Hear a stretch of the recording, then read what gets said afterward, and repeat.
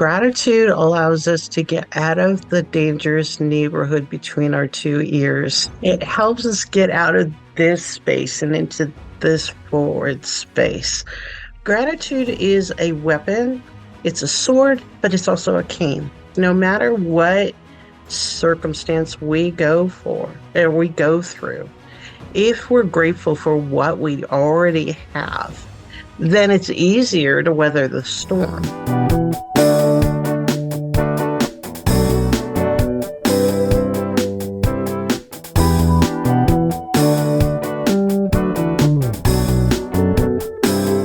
Kat Roedell is an inspirational speaker and strategist with a BS in Management and Information Technologies and currently working on her MBA in Leadership. She has over 30 years of experience in corporate and government sectors, and she left her full-time position as an enterprise architect over 9 years ago to embark on the incredible journey of entrepreneurship. She currently helps her clients in the areas of business growth and mindset changes. She is a wealth of information and wisdom on change management, a subject matter expert for workforce and workload management, and understands how personal growth and development affects people and organizations. She has a strong passion for building community and giving back and helping those in need, which I definitely felt through her book, 5 Powerful Tools for Personal Growth. I am delighted to welcome her to the show. Kat, welcome to Prospecting on Purpose. Thank you, Sarah. I really appreciate being invited on, and I enjoy talking with you every time. So, Yeah, I'm excited for our conversation today too. I really, I want to get into the book a little bit and talk about the 5 powerful tools. But before we do that, your bio was interesting to me because it pulls from a lot of different things that almost feel like they shouldn't go together, like corporate and government, enterprise architect, now change management, personal growth. So tell us a little bit about your background and then the type of work that you do with your clients now. I I started working at an insurance company when I was 19 years old. Um, and I was file clerk and had to run through all the departments. And I have a very non-traditional background. Once I outgrew that job, I went and I worked for a small company as an office assistant. 2 weeks later, I was looking for a new job because he didn't pay me. You know, the normal traditional stuff. So I always did a lot of temporary work, especially in the early 80s and 90s in California. So a lot of high-tech IT going on at that time. And I worked in every single department of a business that you could work on. I was in the production floor, I was in AR and AP, and I got this really broad-based understanding of how business operated at the high level.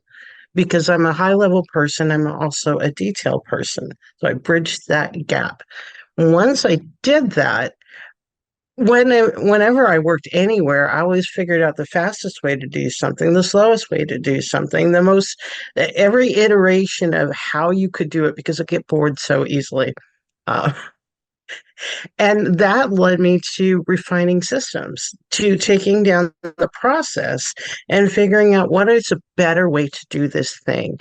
And that has always gone with me everywhere I go. I walk in excellence. I try to operate in excellence. And I merge that with being able to communicate to other people how that happens. And if we have communication, that's like I wanted to be a communication major, and I realized that that was just marketing in business speak. And that wasn't what I was looking for. I was actually looking for the connection between people so that we can understand each other one on one and then also scale it up so that we could understand ourselves at the high level. And that's kind of where I come from, how I merged them all together. Those experiences came up. I learned how to deal with them. And then I'm a natural teacher. So I just would start to put them into lessons for people and to train them. And as the enterprise architect, I took really ugly pictures and really ugly systems and I made them beautiful by simplifying them and organizing them. So that's kind of like the whole gist of who I am is take the really complex Make it simple, make it executable, have the metrics and quality standards that you need to have alongside of it so you can really flow. And I do that for business and I also do it for individuals. So when I'm mentoring somebody, those areas come more into the five powerful tools because we have to personally grow. Well, I liked your comment about, well, I loved walking in excellence and working in excellence. I think that's something we should all strive to do. So I loved that language. And then I also enjoyed, you said, taking all of those pieces and dispelling it in a way where you're communicating to others. And I think that that in itself is a really unique skill because the ability to see everything, but compile it into something that's digestible for someone who maybe doesn't have all the eyes on it or their brain doesn't think that way. I think that's very cool. Now that I know your background, I feel like that really ties together the five powerful tools so intentionally. So let's talk a little bit about like what do you consider the five powerful tools? Like what are your five powerful tools? So my five powerful tools are forgiveness, prayer, boundaries, accountability, and gratitude. And in the book, each chapter has exercises to teach you how to use those tools, not just talk about them, because we hear a lot of talk, but to get down to the tangible tactics of how do I do this? That's what that book is about. Yeah, and that's why I wanted to have you on the show, Kat, because when you and I met, you gave me an exercise to do, and it was such a like a like a slap in the forehead. I was like, oh, this was an interesting way to look at it. So it's interesting to look at your enterprise architecture background and translate it through the book. So I want to talk about a couple of the tools too, because this is a business podcast, and when you think about forgiveness and business, those two words aren't always used. But I was reading it and I kept thinking about opportunities where I was probably unfairly needing to forgive other people, whether it was a boss, a teammate, a client, myself. So I'd love to talk a little bit about forgiveness and kind of some of the tools that you package in that concept of forgiveness. Yeah. So the first part about forgiveness is you're not doing it for the other person. Mm, You don't have to be ready to forgive somebody emotionally because you're not letting them off the hook by forgiving them. You're mm, not you're not redressing or addressing what they've done in your life. What you're doing is saying, you don't have any room in my head anymore. mm, I'm not going to give you any power over me anymore. And, in the biology and how our brains work, when we say something out loud, our brain starts to hear it and activate it. And it listens to what we say. And it doesn't always hear the word not. So I will not do this. It doesn't hear that. But so when we framework what we need to do and we say it explicitly out loud, then our brain starts to work on it. mm, So, in order to forgive people, you have to expressively say out loud. And I practice radical forgiveness. So, when I hear something I might even think I might dwell on later and take to heart, I just say when I walk out the door and there's nobody around me, so, nobody thinks I'm nuts, I just say, I forgive such and such a person. I release the offense that they may have caused me. I seal healing to my soul. And when we do that, we're saying, I'm not going to take on what you just tried to put on me. Whether or not it's real or imagined, that really doesn't matter because our brain, again, huge power in our mindsets. And if we have been taught that nobody is for us and everybody is against us, and we follow this rejection and we hold on to it, it will ripple through our entire professional career. mhm, And those people, you've talked to those people, you hear, oh, it's not the right environment to do sales. I can't do this, and nobody listens to me, and nobody wants this. And the truth is they've taken their personal rejection over the years that mm, they haven't dealt with, and they've extrapolated into this is my professional environment. Nobody's going to take my product. Nobody wants what I have to offer. Nobody is going to see what I have to give because, and they'll run through the little litany in their head of all these background experiences from childhood, from adulthood, from the work area. But what most people don't realize is that most of this is not personal. Right. Everybody lives in their head, right? And somebody that can be mean and nasty to you today might be nice to you tomorrow. They were mean and nasty because they were having a bad day, Right. and it was never personal. Now, there are people that manipulate and control and are narcissists, but even that's not personal. They're Right. just using you to get their supply. Interesting. And I think that's where you start to tie in the other tools on how to help manage that. And I liked what you said about saying things out loud or speaking things out loud helps our brain work on it. Like I loved I release the offense. I forgive so and so, or I forgive that situation. I think that that's really powerful. And maybe that leads us to the tool of boundaries, because I think that's something that is a different tool to help us create an environment where maybe we're putting us in a best case scenario to not get personally rejected. And I liked that language. Exactly. Yeah, so tell us a little bit about boundaries. Like I guess, what are they and why do people struggle with them? What they are is ways of framing our relationship with people and keeping things in check. So there are people in our life, and we might be a person in life that runs over other people, that connects too fast, that they feel that they're more important than anybody else. There's all sorts of ways that boundaries can get violated. But the core of having a boundary is knowing who you are and what your purpose is. And then if you know those things, you can start to evaluate the person or the circumstance that comes up. In my book, I talk about assistive boundaries and personal boundaries. And then there's a nice little role play at the end where you get to be either the boundary breaker or the boundary maker. So you get to practice it. But my philosophy is if I have an assistive boundary, for example, somebody wants me to help them, I have to evaluate that before I just say yes. I have to learn how to say no because I only have a limited amount of time and a limited amount of things that I'm supposed to work. So that's my purpose, right? My passion. So when we evaluate for an assistive boundary, is it my purpose? If it's not my purpose, that's a big old no, right? Is Mhm. it my passion? Again, if it's not my passion, I'm not going to put everything into it that I should. Is it my place? Should I be here? Does it add to my resource stream? And will I find it fun? Because if we're not operating in joy, we shouldn't be doing things. Mm. Now, I have you write down the answers to each of those questions because once you've established a boundary, there may be this place where a honeymoon period comes back again.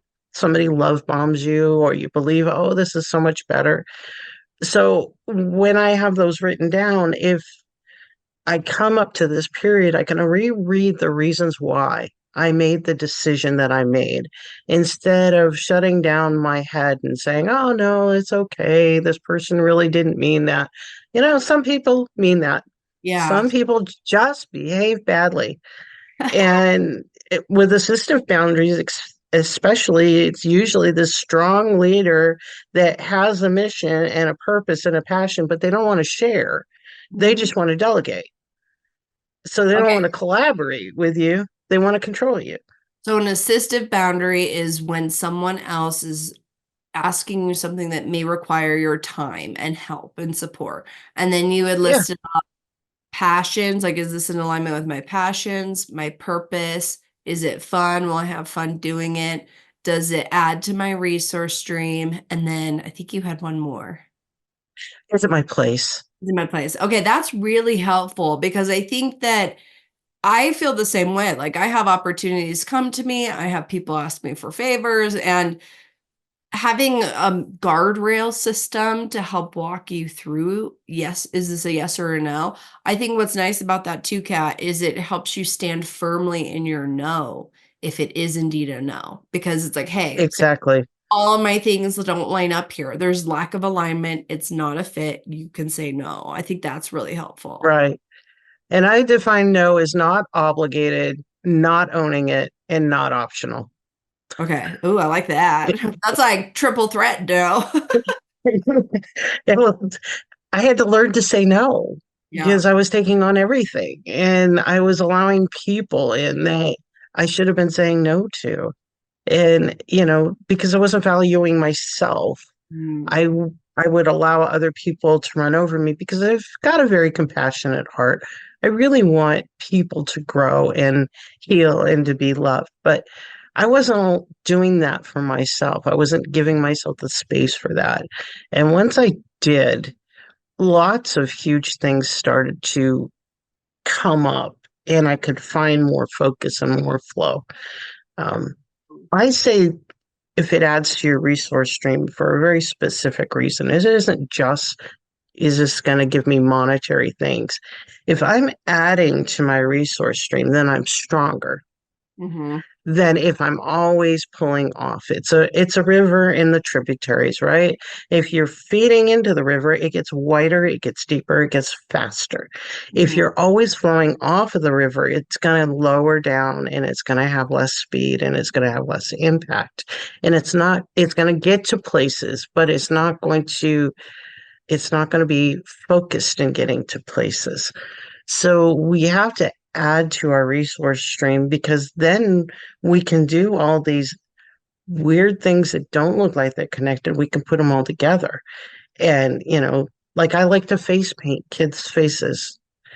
I'm a business consultant. What am I doing face painting? But it adds to my resource stream because it connects with me and it lets me give something back without costing me entire amount physically, you Right. know?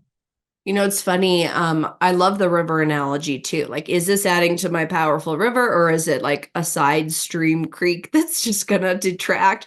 But Yeah, speaking of kind of like things, and this is why we want to talk about personal growth and development on this show, is because it gives us the foundation to do bigger things in business. But one thing I was thinking about the other yes. day is I really like to like send thank you gifts or thank you cards, and it is time consuming. Like, it's time consuming to write cards, it's time consuming to like run to the mailbox and ship things.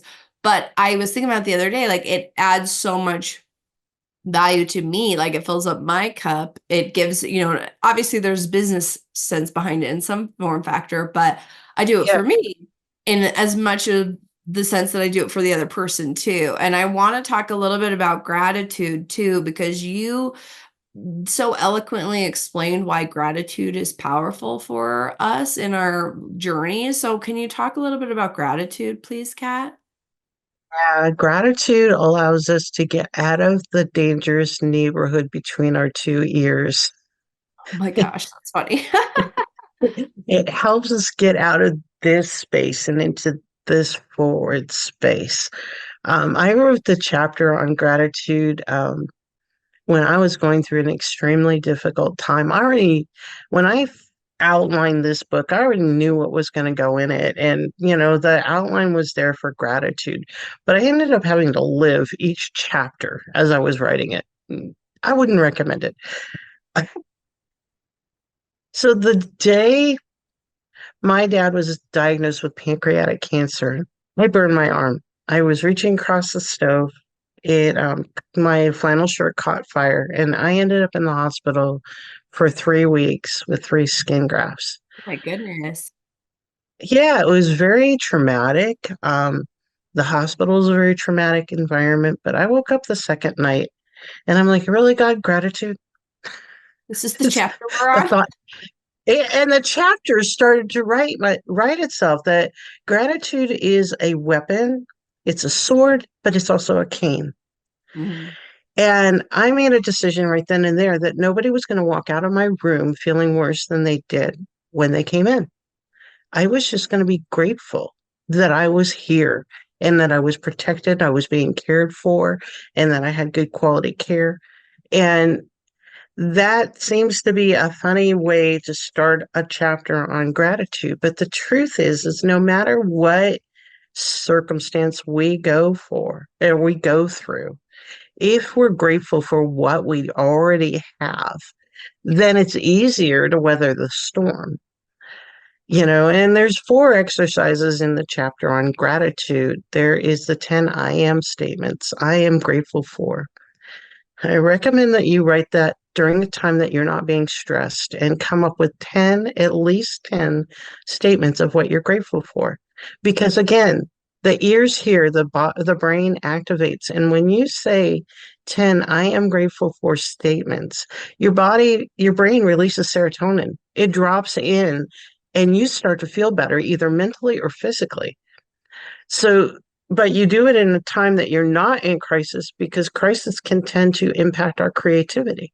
And we Mm. start to see very black and white because we're being reactive and not instead of creative. And the next one would be a God box or a hope box or a rainbow box, whatever you want to say. Anytime you're overwhelmed with something, you write it down and you put it in that box. And then in a couple of months, you look back and you see what resulted from that overwhelm. But you let it go. You write it down, you put it in the box, you cover that box, you let it go. No more worrying about it because worry will just take us to the wrong place and will make us react instead of proact again. Then the next one from there is the joy jar. And that's just a clear jar that every time something good happens, you write it down on a little slip of paper and you put it in place. Because although our brain activates off of the sound, our eyes see growth and we start to think outside of the brain. We start to see the visual of something because we'll tend to keep all the emergencies in our head, but we've got to see that things change. And we actually have to learn that blessings come and that we acknowledge them and we just don't forget about them in the flow of going from emergency to emergency. And then the last one is speaking into other people. It's actually getting outside of your head physically and looking at somebody else and saying, calling out the good qualities. If it has to be as simple as a compliment, I like your scarf, as long as it's authentic, it works. But if you can dig deeper and see qualities in a person and call those out and say, I really see how caring you are, and you are so conscientious, and you do such good follow through, and you really have a teacher's heart. When we speak those things into people, besides getting out of our head, we're pouring into somebody else and we're lifting them up and we begin to empower them to be in a place. I told you at the beginning of the little gratitude thing, I decided that nobody walking in my room would leave Mhm. feeling worse. Within 3 days, people were just coming into my room. Just to get a little serotonin jolt. Exactly. They were, at the end of the shift, I just wanted to check on you. Yeah, I wasn't on their list anymore. You You know, know what I like about that example, Kat? Well, first, I'm happy that you're okay and that and me too. Yes, healed, but I could do this. like good. I'm happy that you're recovered. But one of the things that I find really interesting about this is like for me personally, I'm a pretty like not hyper, but positive and high energy. Like I could maintain my high energy for Yes, a while. But I feel like when not everyone operates that way, but when I think about especially in a sales environment or moving business forward, people want to do business with people who leave other people energized versus drained. And I think exactly. it's very easy to drain each other, not on purpose, but we're thinking about our own agenda. We're thinking about what we need to get out of this meeting or this sale or this widget, whatever the thing is that we're chasing. But if we can shift to a gratitude mindset, I think that instantly helps leave others energized, but it doesn't mean you have to be high energy. Like you can be introverted. As long as you're operating from a place of gratitude, I think that others can feel that energy. And it's a different level of establishing trust. And I think that you had said, authentically, sincerely, like you said the key words there, like it has to come from the heart. But I love that gratitude can be a tool for people to leave other energized, even if they personally aren't like an energizer bunny type of personality. Right. exactly. And when you do that for other people, you actually get a charge. In Totally. Oh any, my gosh, you yes. know, it's just, wow, I just saw such and so do this now. And when I met them, they weren't capable of even going that first step. So, as a mentor for people, for business people, those are the 5 areas I see they get most stuck in. Mhm. And when they get unstuck in that place, I've just seen some amazing things happen. I've seen people go to from not having any business to within, well, it takes 2 to 3 months of focused activity. So about, 90 days, and things start to pop. But it's not that the things are popping that's important. It's the fact that they initiated it, they instantiated it, they're working it, and they've moved forward. They've gone beyond the overwhelm into the flow. Mhm. And when we can do that in our businesses by being good people, that's just amazing, that it isn't about, I always say ROI is rely on inspiration. Ooh, I like It's that. not return on investment, because investment is just about money, or the resource that you put into it. But if we rely on inspiration, then we're open to new possibilities, and we're open to growth, and we're open to pivoting when the situation calls for it. Now, that's not like running away when we don't want to deal with something. That's actually responding in a measured, metered way, that we're going to change direction because, the quality indicators aren't there. The metrics are showing me these things, and it's time to move to another place to focus on. And, from a business standpoint, you still have KPIs. We still have our key productivity indexes, but we have to have some within ourselves as well, because we're not always about business. There's a heart there, and there's a purpose, and there's a passion, and there's motivators as well. What motivates you to do what you are doing? And how are you format or shape your goals into how you're motivated, so that your goals reflect who you are and you can steam forward. I did Mary Kay for a number of years, and I always had team members, but I was recruiting people that needed a business, that they needed this in their life, but not that the business needed them. And we heard a lot in the sales training courses, but I used to remember saying, I need people on my team who have so much drive that they see a guy out in the field holding their favorite ice cream cone, and they want it so bad they are willing to go over the fence, under the bridge, through the hot weather, out of the shade to get their ice cream cone. Because that's the kind of drive you've got to have to get what you want to realize. And it's okay to do that if it's supporting exactly who you are. It's It's adding, not okay it's if adding. it's only the end goal, right? And I like how they use, you kind of leverage them and use them all together. I think that that's very clever. And you are taking this and scaling this message in your keynote speeches as well. So I understand you have one around the 5 powerful tools. What other topics do you talk about? I have 3 keynote speeches right now. I have the 5 powerful tools one, and that can flow into a workshop. Um, then there is from human doing to human being in 6 daily steps. And it crafts a framework so that you can move from being a firefighter, always responding to emergencies, to being somebody who operates in the flow and has good balance. And I use a little character called Ugg, which is fun because he's a caveman, and everybody can relate to meeting your basic needs, food, water, family, you know, relationships. But when we have those things, but we're always fighting fires, we lose our focus on the things that are important. So the 6 daily steps of starting with the source, see, opening the door to the store, charge up with a creative, client time, or keep the clients, and then shut down the store. Those 6 daily steps help you establish that framework so you can be balanced on a daily basis.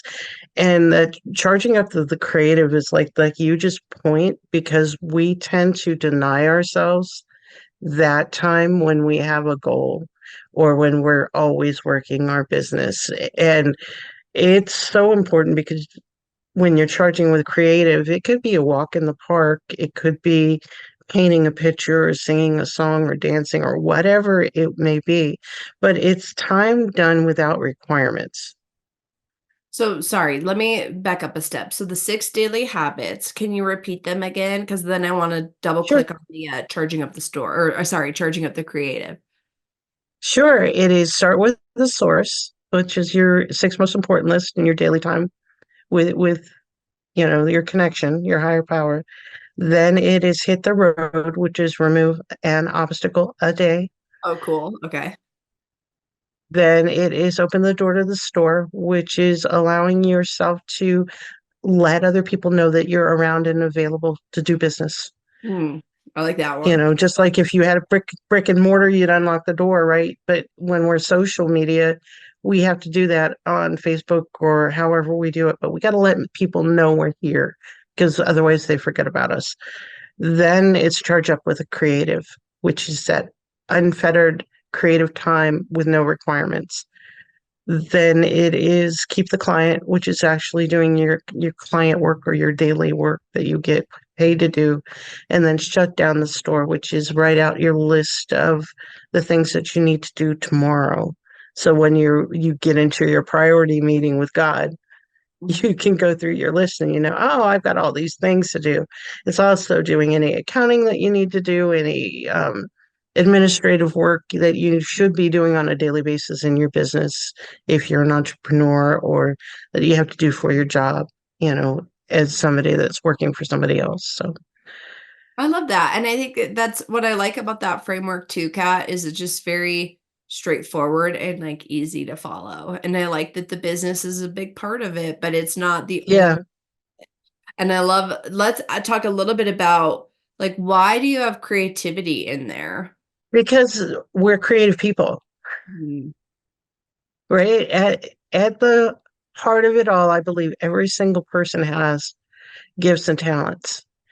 And part of exercising your gifts and talents is learning how to be creative within them, you mm, know, and the creativity is the true gift that, I am very creative. I've got all sorts of things. I've got paintings and I write and I do all these things. But the truth is that even when I was in business, I used my creativity to problem solve.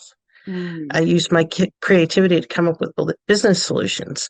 I'd know what the requirement was, and then I'd work my creativity to break through and figure out what the best way to do this was.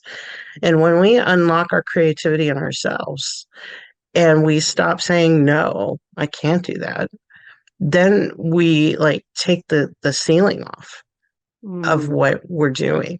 So charging up with the creative, that fills up that place, that basic need within us to to craft something, to come up with something new, to be beyond. And I know that there are people out there listening right now that say, well, I'm not creative at all. Just gonna ask you, what do you do when people say that to you? Then take a walk, Okay. reconnect. If you like to play sports, you're being creative when you play sports. Yes, you're following the rules, but you still have to determine how you're going to react in every single situation. Just do it without requirements. Don't say in your head, this isn't good enough. I'm not doing this well enough. The truth is that just the mere fact that we're executing is Mm. good enough, because it if you're an extrovert, you get filled with talking to people. If you're an introvert, you get filled by spending time by yourself. But if you're creative, you get filled by doing that thing that you're called to do and be. And when we are filled, then we overflow. and our energy goes out to everybody. And people will start to be attracted to us instead of us chasing them down. You said, I think, a magic word in there, and I don't know if you're gonna think this is the word I'm about to say, but you talked about execution. And I think that that's something that people spend a lot of time spinning wheels or thinking about they should do something. But the people that I think really excel in life and business are the ones who are able to execute. And I love the reframe of spending your creative time, even if it's going on a run or going on a walk, like you did the task, like you checked the box. And I think that creates that momentum. And I loved your analogy about how it's just like this energy effect where you start to attract others because they can't resist your light. And I think that's what's really special about looking at personal development and how does it apply and help us in our business lives. Yeah. I could talk about this all day with you, Kat, because I think you and I are aligned from like why we look at it in this way, because we've experienced the results in our own life and we want to help others have the same impact. Yeah. So I just want to thank you for, putting yourself out there and creating. Like that's, I think, the best way to Okay. wrap that up. Like I appreciate the way you view the world. I appreciate that you're putting yourself out there and doing something about it. And I want to thank you for coming on this show. Let me ask if people want to work with you or if they want to read the book. Obviously, I'll link everything up in the show notes, but where can people find you if they want to work with you? CatRoedell.com, which is just very simply my name, but it will take them to my landing page and speaker stuff. But if you drop me a note, I get it in my CRM. I know that people are interested in talking to me. I reach out to them. So I do business consulting on the side. But right now the focal point is getting everybody into my website. So Okay. um, And then I can anything else that you want to leave us with before we sign off? walk in joy. If everything is always so overwhelming, it's not worth it. Let it go. Just walk in joy. And when you walk in joy, your light shines and you attract so much more. But do the work. Don't just say, oh, I really can't do. Do the work. Read the book. I'm going to promote it because it's my book, but it's also, I have spoken to psychologists and counselors. They're like, you hit the five. You hit the ones that people most get stuck on.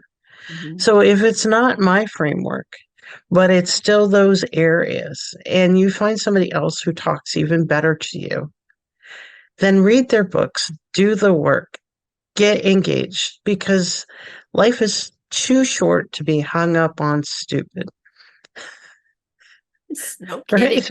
All right. Well, I love it. Do the work and walk in joy. Kat Roedell, thank you so much for joining us on Prospecting on Purpose. Thank you. I enjoyed talking with you today. Have a Likewise. great day. You too.